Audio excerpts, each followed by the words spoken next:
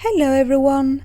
Today I'm going to talk about the schedules and when it's a good time to expand your village.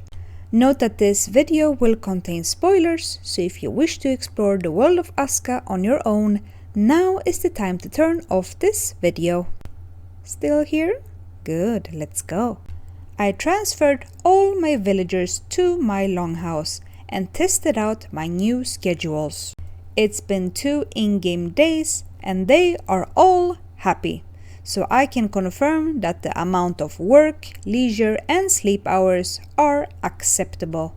The person with least amount of happiness is a storm rider Anise, and I have had 3 thunderstorms in 2 days, so I totally get why this brat is unhappy. No matter, he will come around eventually. I will now share with you the schedules that I use and explain why I use them. So my shifts are as follows: 14 hours of work, 5 hours of sleep, and 5 hours of leisure. I have done many tests with this. When a villager has a full rest bar, they can work for 24 hours straight before they need to sleep. It takes almost full 5 hours to replenish a full rest circle. If we only give them 4 hours of sleep, it will not replenish enough energy for them to be awake for 20 hours. Let's not forget that they don't sleep right away. They need to also travel to their home, so the 5 hours is minimum. Early game, you will do fine with having 1 day and 1 night schedule, especially if you have a lower population. The more villagers you get, the more you will notice mayhem when they get up from sleep and try to raid the food storages for breakfast. If you have 30 to 40 people trying to exit the same longhouse at the same time, even the extra doors will not be much help. They sometimes will get stuck trying to get out, rarely, but it does happen.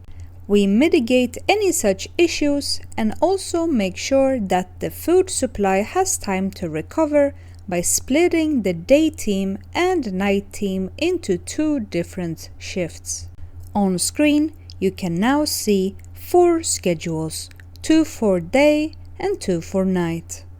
Apart from helping when people wake up and need to exit their homes, this also helps in setting up defenses around the clock. Let me show you what I mean. In clusters of 3 hours, I have hidden the leisure and sleep. And you can see that there are always 2 shifts working at the same time.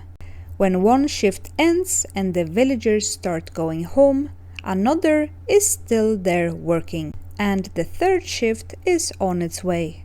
This means that if we apply this to my archers and warriors, you will know that my gates are always defended.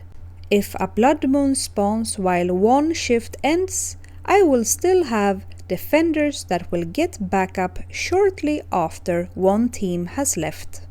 You don't have to do it like this. I simply like it because I can leave my village and I know that even if Wolvar, Bears or Blood Moon spawns, my defenses will easily deal with them in my absence. So who do I set on the different schedules? Daylight Devotion and Sunrise Vigilante villagers get the one called Day. Night Shadow and Nocturnal Resilience get the one called Night. Then I simply make sure there are somewhat the same amount of villagers spread out on the different day and night shifts. I do not count. The only workers that this is very important with is the defenders.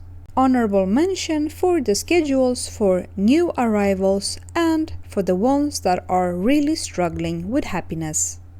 The first one should only be used when you summon a new villager and they have the positive outlook buff. The second one should only be used if you're just about to lose a villager due to them being unhappy. I name my barracks what schedules they have, so I can assign the correct schedules to the workers and know when they are supposed to be working. Alright, enough about that. I have 30 villagers and I can really feel that I need more. I have not built all the buildings in the game yet, but I already struggle with setting workers on all of the ones I have. I alternate my warehouse workers to do building every now and then, but then the warehouses don't get refilled and so on. My ideal village number is around 100 to 120. It is my preference that works for how I build my villages. So by no means does that mean that everyone needs to have the same amount as me. One indicator that it's time to expand is that my food storage is exploding from me having 1 gatherer, 1 fisherman, and 2 hunters. I don't even grow food on the farms yet. I have 2 cooks and 1 barbecue master, and I could unassign them and have them do something else, and this food supply would still last me a minimum of 10 days. And I play on maximum extended days. If I was playing on normal day length, this food would be enough for minimum 40 in-game days. Another reason is that I have a handful of warriors and archers, not enough to guard my gates and definitely not enough to help me against future invasions. So the upcoming days I will focus on summoning at least 10 new villagers, and with that it will be time to talk about the upgraded cooking hut. This concludes my walkthrough of the schedules and signs that it's a good time to expand your village count. Thank you for watching.